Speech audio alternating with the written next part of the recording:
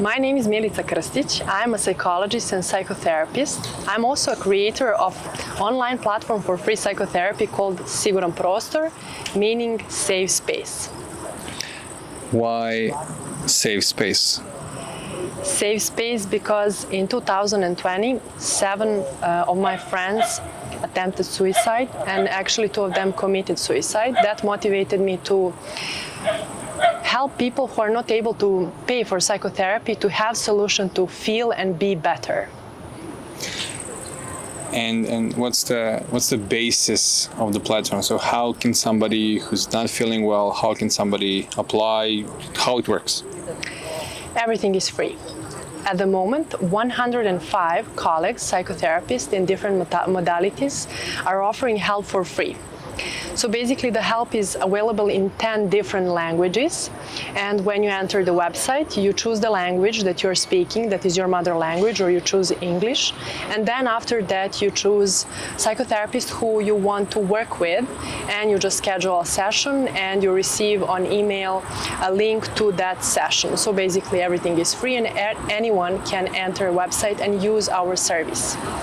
And why do you think, I mean, first of all, do we have this huge increase in mental illness, or just now it's more obvious? Just like your thoughts on that. My thoughts that because of social media and everything that is more available, let's say that internet completely changed the way we perceive each other. Before 21st century, we had mental illnesses, but people were not informed that much about them. So right now, people are just more aware that anxiety, depression exist, and we have as well the pandemic of depression.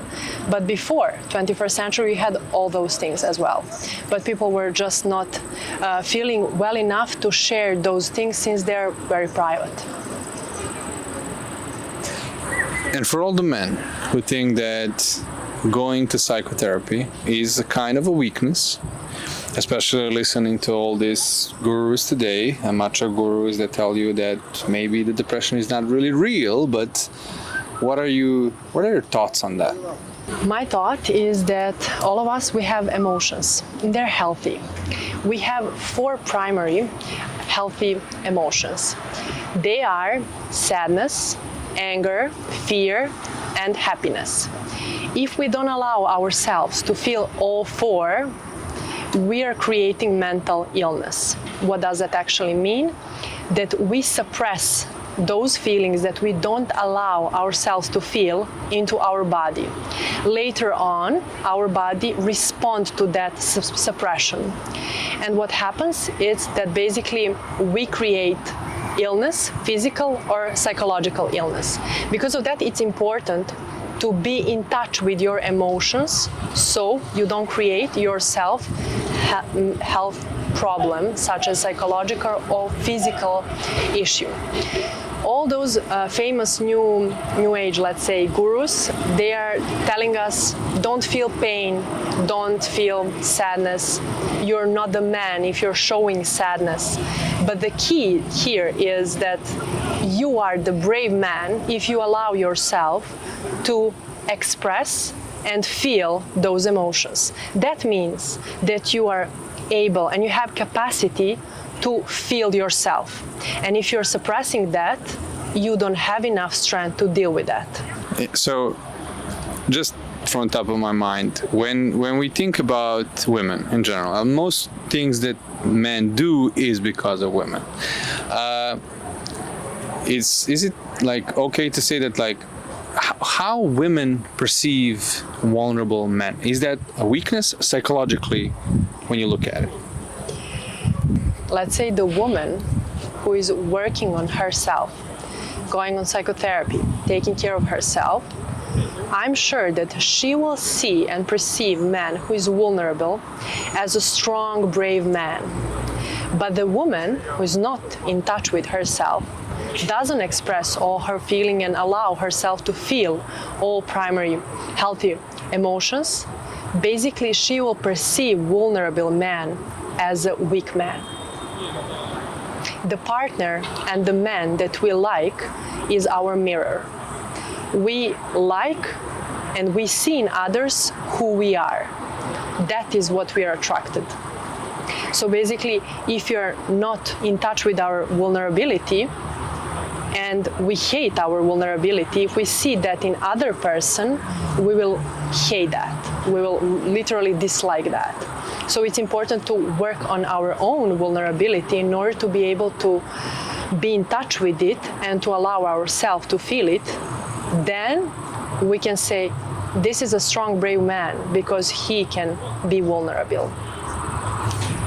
And if you needed to give advice to women today, from a perspective of like what they're looking to in men, like what would be the best like angle to approach it? Of course, there's no like one thing suits all of them, but like what would be the one thing that you would advise like women who are looking for men? Because today we have more than ever single women in the world, and there's a reason for that. We'll come to that later. But what would be your advice to like how women can find somebody who like matches them like by their values and personality and everything else? Like what would be the easiest way to find that? Like I said, it's important to be in touch with that inside of you. Intrinsically, to be aware that that exists inside of you. When someone is aware only of good, as example, I know that I am tall, that I'm good psychotherapist, that I'm kind person, and if I only like that about me and I'm avoiding other part that is negative, then I'm not allowing myself to be fully me. So what we are doing on psychotherapy, basically we are trying to accept everything, plus and minus, good and bad things. We all have both. When we work on ourselves, we are able to feel and be in touch with both sides of ourselves. So basically when we approach partner that we like or we potentially will fall in love with, so basically we can see both sides. We can see good and bad. But if we don't work on ourselves, we think that some past traumas are attractive and we fall for that. All the pain that we were experiencing in the past, we see sexually attractive. We need to be able to separate what is trauma response and what is actually something that we like and we want our man to have. But yeah, like I've said, if we are not in touch with ourselves, we are not able to see that in others. And what would be the reason for so many single ladies today? Are men cowards, or are the ladies have standards that are too high?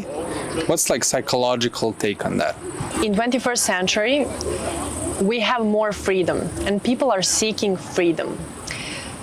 In 20th century, as we know, relationships were marriage or something like that, strong, long-term relationships. In 21st century, we have that social media moment, we have that moment of traveling, being digital nomad.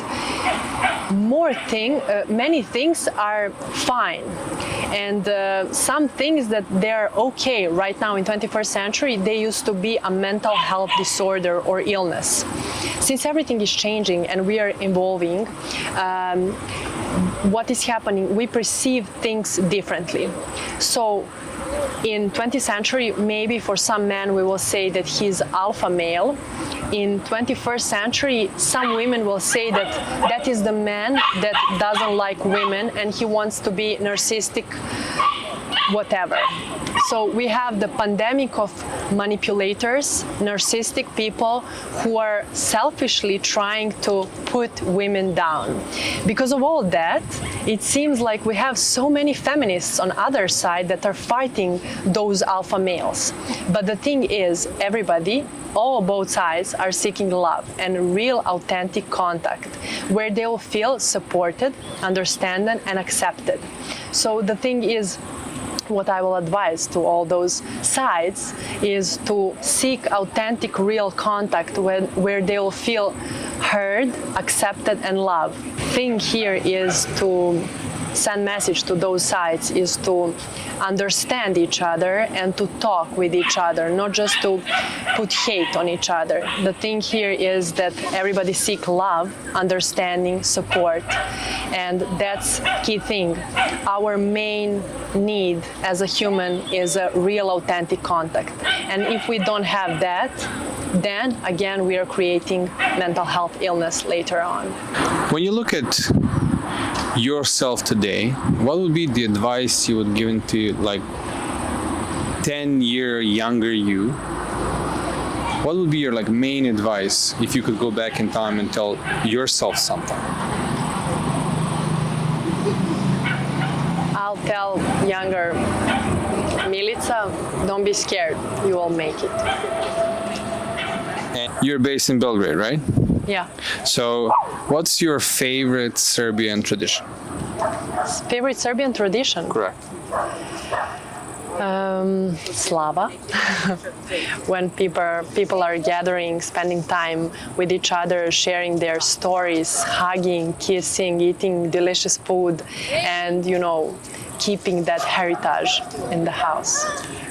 And again, looking at the Eastern Europe and Belgrade, it is in Eastern Europe. So, what's the worst aspect of Serbian culture that affects psychologically people that live in it? Like, what's the worst psychological aspect of these area? I would say gossiping. We have a lot of culture that is based on gossiping, and we have one very, let's say, rude word that we use to describe some things, and that's basically let's neighbor's cow die. I would say like that. Like, I don't think that that's good perspective of life, and sometimes people literally do so many things in order to prove their neighbor or friend that they're better. They're spending so much money to show people that they're valuable, but actually the sense of value is inside of us, not outside. And people are putting so many feathers, diamonds, and shiny objects to show other people that they have enough, that they're valuable enough, and they're loved enough. But basically, they don't feel that inside of them. So I think that that's not something that is good about Serbian tradition. And if, when you look at what would you like to be and where would you like to be in the next 10 years, regarding your business and regarding yourself? In 10 years, I would probably live in Greece. I'll have sea view. I'll have, let's say, 4 to 5 individual psychotherapy sessions with my clients who will coming in person to my house, and I will have as well some work with the nature, with bodies and everything. I'll host workshops, but basically everything that is business-wise will work itself, and I'll have people who are very good working, and I will be able to learn how to delegate and give them the support and right and knowledge to do that by themselves. And me, I'll have my family, hopefully, and a healthy relationship, 2 children, and I will do individual sessions with people in person, and I would love to live in Greece. Why Greece? I lived in Greece for 2 years. I studied there digital marketing and social media on Sheffield University. I lived in Thessaloniki, and I fell in love. I literally fell in love with Greece, Greek language, and Greek cuisine. Nice. And what would be your last thoughts for all the people on this channel who will get to know you after this video? My advice, or? Yeah, just your thoughts and your last message to them. Not last message, just the message for them. Stay alive. No, I would say allow yourself to feel all emotions. That's healthy. If they're saying to you that it's not healthy, trust me, it's healthy. Don't let them overwhelm you, but don't be afraid to feel all 4. Anything else that you would like to say about yourself before we close this down?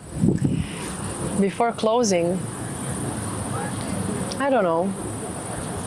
I'm good. I don't have anything to add. What should I add? Great. Thank you, Milica, very much. We hope your platform will boom and you'll sell it for $5 billion. Thank you.